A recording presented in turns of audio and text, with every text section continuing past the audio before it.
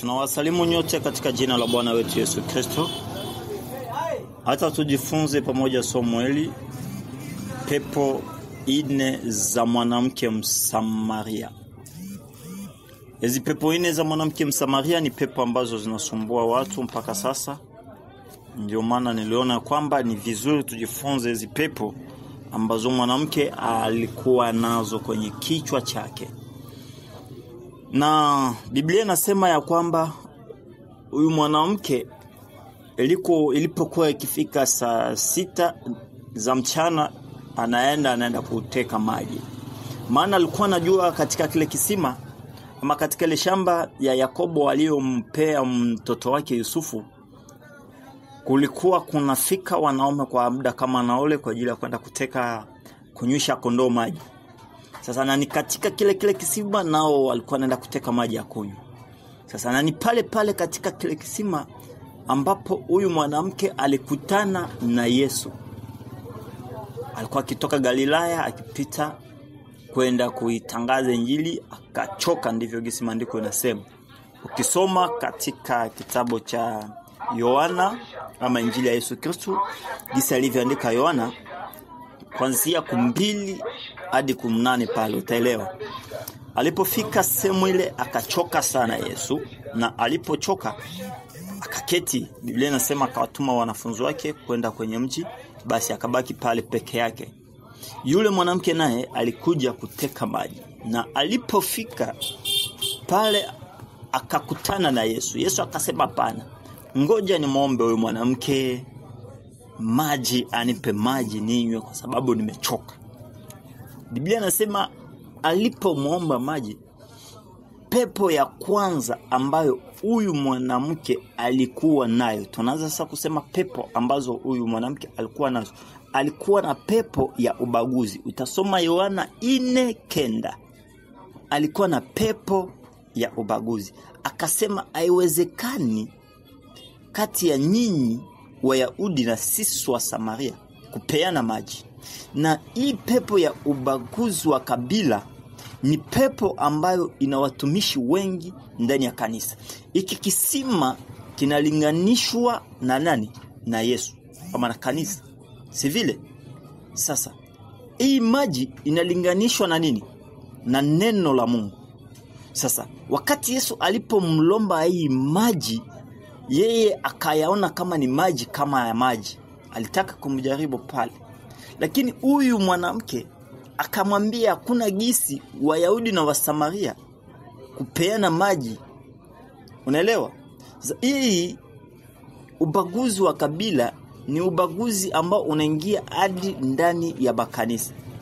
Ndio maana Mtume Paulo alikuja kusema ya kwamba mjue ya kuwa mtakapobatizwa katika Kristo, hakuna tena ubaguzi wa kabila, hakuna tena ubaguzi wa mtu kusema huyu ni mwanamke, huyu ni mwanaume katika Kristo, huyu ni kabila fulani, ama huyu ni Mkongomani na huyu ni Mnyarwanda kama Mnyarwanda, sijui kama ni kabila gani.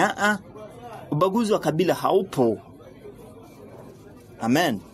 Lakini hiki kitu kinasumbua watu wengi, na ndio maana unakuta leo vitu vinaendelea kuharibika kwenye makanisa. Wakiwa kabila 5 kwenye kanisa moja, wanasema sisi ni Wangala, hatuwezi milikiwa na Waswahili, ni afadhali tutoke tuunde kanisa letu. Sisi ni Wakasai, ama sisi ni kabila fulani wa haya, au sisi ni, yani unakuta vile vitu vinatawala kwenye kanisa. Amen. Hii ni kitu ambacho kinafanya hata kanisa ziendelee kujigawanya mara mingi. Ni upepo wa ukabila. Kuhusu pepo ya ukabila, inafanya mpaka Mungu mwenyewe kwenye iko anasikia haya ya imani ya Kristo. Anasikilia haya. Kwa nini?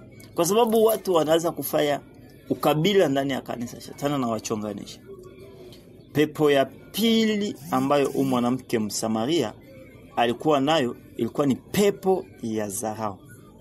Utasoma katika Yohana 4:11 hadi 12.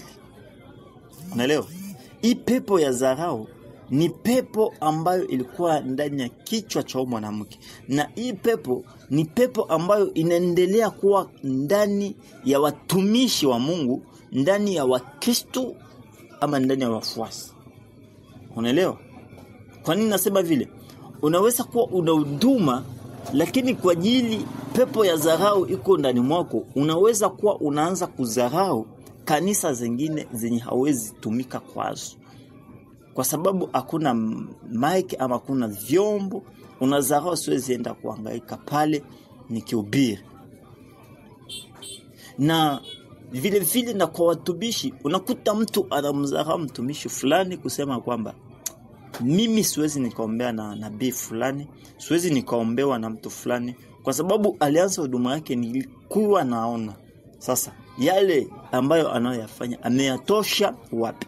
Na hii pepo ndio pepo ambayo Naaman, ambaye alikuwa jeshi ama alikuwa jeshi wa Sham, alikuwa na hii pepo.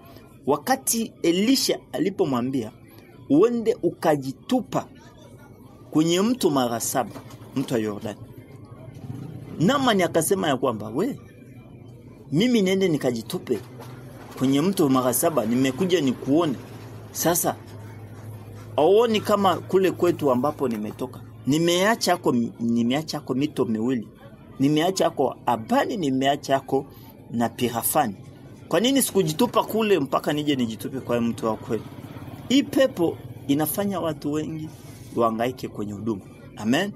Na hii pepo iko mpaka kwenye makanisa, kudharau wengine, waimbaji kudharau waombaji kudharau wanabii kudharau. Unakuta inafanya mpaka mzozo ndani ya kanisa unaingia. Na pepo ya 3 ambayo alikuwa nayo, alikuwa ni pepo ya uzinifu. Unaona? Hii pepo ya uzinifu ndio pepo ambayo Mtume Paulo alikuta kule Korinto. Ukisoma katika kitabu cha Wakorinto 1:5 hadi 4 ama 6:18, utakuta kama alikuta kuna uzinifu, na ule uzinifu mpaka leo unakuta mchungaji akaanza kulala na watoto wa kanisa, anakula kukondoo zake, ananyonya kabisa. Unaona? Yani unakuta mwimbaji huyu na huyu na ule huyu na huyu, uzinifu kazidi. Okay, uzinifu una madhara yake, ina masara yake fulani. Hii dharau nayo ina masara yake fulani ambayo hatuna na muda ya kuisema. Pia vile vile na ubaguzi wa kabila nao una masara, maana mtu mwenye ni ubaguzi wa kabila ni mtu ambaye anakuwa na chuki ndani mwake. Unaona? Hana upendo. Mtu mwenye kuwa na dharau ni mtu mwenye kujiamini, yani anaweka sehemu ya Mungu, anajiweka hata yeye. Unaona?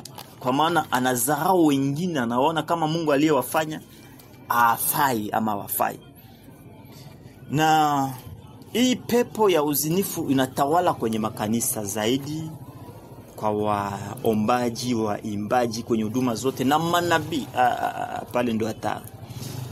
Sasa tunaingia kwenye pepo ya 4, ilikuwa ni pepo ya kidini. Ukisoma Yohana 4:12, utakuta kama huyu mwanamke Msamaria alikuwa na pepo ya ubaguzi wa dini. Na leo ni pepo ambayo inasumbua watumishi wa Mungu ndani ya makanisa. Unakuta mtu anabagua dini ya mwingine, anasema ile kanisa ya Wabranham si kanisa sahihi ama si kanisa ya Yesu Kristo. Unakuta huyo mwingine anasema ile kanisa UTM Sepake si kanisa nzuri. Unakuta huyo anasema hii kanisa ya Revelation TV si kanisa nzuri. Yaani kila watu wanajibeba pale. Ndio naye mwanamke akasema sisi tunajua tunaenda kuabudu kumlima ambao Yakobo aliyokuwa akiabudia. Yesu akasema mimi ninaabudu ambacho ninachokijua. Hii nyinyi mnaabudu kitu msichokijua. Na hii pepo ni pepo ambayo inasumbua katika makanisa. Basi Mungu awasaidie. Siku nyingine tutaendelesha somo letu, haijaisha bado. Muendelee kutufuatilia kwenye channel yetu ya YouTube ili tuwe pamoja usiku na mchana. tukijifunza kuhusu neno la Mungu, kuhusu vitu ambavyo Mungu alivyoweka ndani mwetu, na neno likikubariki unagawanya, unapartage kwa wengine ili neno lake liendelee mbele, itakuwa inasaidia kwa vyote. Mungu akubariki.